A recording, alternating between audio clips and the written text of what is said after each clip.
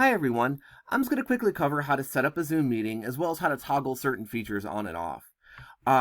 Keep in mind that just a little further on this page, I'll cover how to share meetings with students. So the first thing you want to do is sign in, and notice that I'm doing this in my web browser. You can also schedule meetings through the Zoom desktop app or through a mobile app or something of that nature. However, doing it through your web browser is going to give you an expanded range of options. So I'm going to sign in, and don't be fooled here. Don't sign in with your email address. Some of you may have had, Zoom accounts with your FSW email address before FSW converted to, officially adopted Zoom, but you don't want to sign in here because it won't bring you to your official account. Instead, you want to sign in through the SSO. And once you're in the single sign-on page, you hit FSW for the domain name. Hit continue.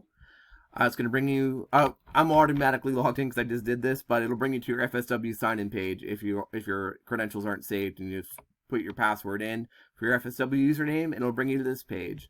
If you want to make sure that you're using the right page, hover over here on your picture, and it'll say license, because FSW has an official pro license, which gives you expanded features in the meetings. So right here, and there's license. You can turn different meeting features on and off. You can turn the waiting room on and off, although we advise always keeping the waiting room on. But if you find that you're trying to use a tool for the training or just later on, and you can't find it, there's a chance that it's been toggled off. So you can come here and just toggle it right back on.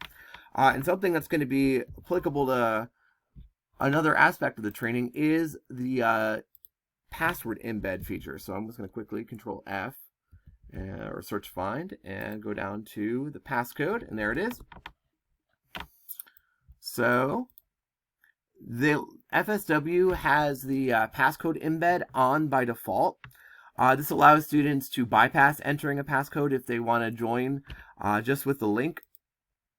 And if you turn that off, it'll force students to enter, or anyone to enter, a passcode, regardless of whether or not they're accessing it with the link or the meeting ID. It's your choice if you want to have it on or off as a security feature yourself for your regular class meetings. But in order to put up a password barrier for the security activity later in the training, I want to toggle that off. So there you go. And that also shows us that you know how to toggle features on and off. So, setting up a meeting, back to that. You just hit schedule a meeting. You title it, whatever, I give it your class title, add a quick description. And that also, if your class title is your regular class meeting, you want to use Zoom for office hours or something, you could give it a different title, and your students will be able to tell them apart.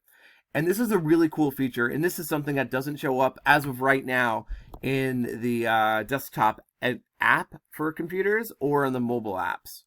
Although they're changing things rather rapidly with Zoom, so you never know. And this is turning on the recurring feature. You can have meetings recur daily, or if you want to use it as a regular class meeting, weekly. And you can set it, for example, for every Tuesday and Thursday. And then, once you do this, you will have one meeting link for all of your classes. So that's really convenient for students. And that's how you schedule meetings.